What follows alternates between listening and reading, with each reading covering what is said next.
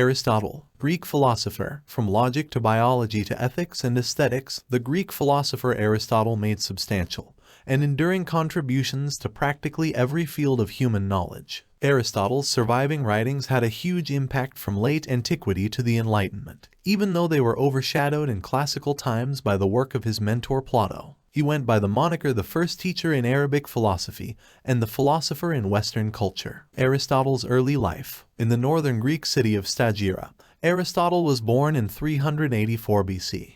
His father, Nicomachus, worked as the court physician to King Amyntas III of Macedonia. Both of his parents were from established medical families. He was probably raised in his family's Stagira home after his parents passed away when he was still a little child. At age 17 he was sent to Athens to enroll in Plato's academy. He spent 20 years there as both a student and a teacher, and upon leaving, he had both a great degree of regard for and criticism of his teacher's views. It's likely that repeated conversations with his most talented pupil can be seen in Plato's own later writings, where he tempered some of his earlier stances. Control of the academy was given to Plato's nephew Speusippus after his death in 347. Aristotle left Athens shortly after. However, it is unclear whether his departure was prompted by frustrations at the academy or political challenges brought on by his family's links to Macedonia. He stayed with former Assos and Lesbos students on the coast of Asia Minor for 5 years. Here, he conducted his groundbreaking research into marine biology and wed Pythias, the woman with whom he had a daughter also named Pythias. King Philip II sent Aristotle to instruct his son, Alexander the Great, in Macedonia in 342. This encounter of great historical personalities, in the opinion of one contemporary commentator,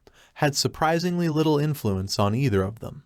Aristotle in the Lyceum. In 335 BC, Aristotle visited Athens once more. He hired space in the Lyceum, a former wrestling school outside the city, since he was unable to own property due to his alien status. The Lyceum, like Plato's academy, attracted students from all across the Greek world and created a curriculum based on the principles of its founder. The Lyceum gathered a collection of manuscripts that made up one of the earliest big libraries in history, following Aristotle's advice to study other people's writings as part of the philosophical process. Aristotle's works. Aristotle most likely wrote the majority of his nearly 200 works, 31 of which have survived, at the Lyceum. His published writings have a style that is complex and almost incoherent, indicating that they were lecture notes for his school's use only. Aristotle's preserved writings are divided into 4 categories. A collection of texts known as the Organon offers a logical toolset that may be applied to any philosophical or scientific endeavor. Theoretical writings by Aristotle follow, including his notable treatises on animals, cosmology, the physics, and the metaphysics. The Nicomachean Ethics and Politics, which are both in-depth analyses of the nature of human flourishing on the individual, familial,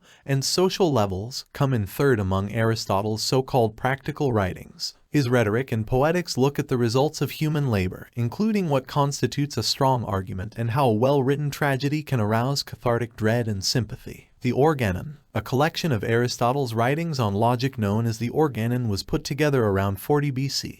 By Andronicus of Rhodes and his followers. Categories: on interpretation, prior analytics, posterior analytics, topics, and on sophistical refutations are among the 6 works in the set. The Organon comprises Aristotle's views on syllogisms, a type of reasoning in which a conclusion is reached from 2 presumptive premises. For instance, because all men are mortal and all Greeks are males, they are all also mortal. Metaphysics. After his Physics, Aristotle wrote his Metaphysics, which examines the nature of existence. The original philosophy, or wisdom, according to him, was metaphysics. His main area of study, being qua being, studied what could be stated about being based solely on what it is, rather than because of any potential traits. Aristotle also ponders causation, form, matter, and a logical case for God's existence in metaphysics. Rhetoric. He defined 3 basic kinds of rhetoric: ethos, pathos, and logos. According to Aristotle, rhetoric is the faculty of perceiving in each particular instance the accessible instruments of persuasion. Additionally, he distinguished 3 different speech kinds in rhetoric: deliberative, forensic, and apodeictic. He was dubbed the father of rhetoric for his significant work in this area. Poetics. The earliest surviving book of theatrical theory is Aristotle's Poetics, which was written around 330 BC.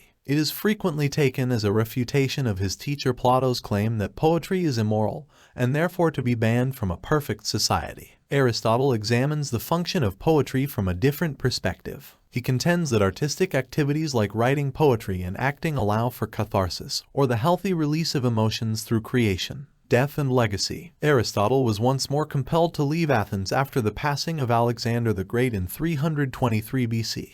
Due to anti-Macedonian animosity, he passed away in 322 from a stomach ailment, a bit to the north of the city. He requested to be buried close to his late wife, who had passed away some time earlier. His association with his slave Hercules during his final years resulted in the birth of Nicomachus, his renowned ethical treatise's namesake. The Lyceum was taken over by Aristotle's favorites, but within a few decades the Lyceum's prominence had diminished in comparison to the rival academy. The writings of Aristotle were all but forgotten for numerous generations. Although it is improbable that they were the only copies, historian Strabo claims that they were kept for decades in a musty cellar in Asia Minor before being rediscovered in the 1st century BC. In 30 BC, the remaining writings of Aristotle were collected and edited by Andronicus of Rhodes, who laid the groundwork for all subsequent editions. After Rome fell, Aristotle continued to be studied in Byzantium and gained popularity in the Islamic world, where philosophers like Avicenna, Averroes, and the Jewish scholar Maimonides revived Aristotle's logical and scientific principles. Aristotle in the Middle Ages and beyond. The writings of Albertus Magnus and Thomas Aquinas, in particular, helped reintroduce Aristotle to the West in the 13th century. Thomas Aquinas' outstanding synthesis of Aristotelian and Christian ideas served as the foundation for late medieval Catholic philosophy, theology, and science. During the Renaissance and Reformation, Aristotle's international impact slightly decreased as reformers in religion and science questioned how the Catholic Church had absorbed his teachings. His geocentric model of the solar system was refuted by scientists like Galileo and Copernicus, and many of his biological beliefs were debunked by anatomists like William Harvey. But even now, Aristotle's writings are a valuable place to start for any discussion of logic, aesthetics, political philosophy, or ethics.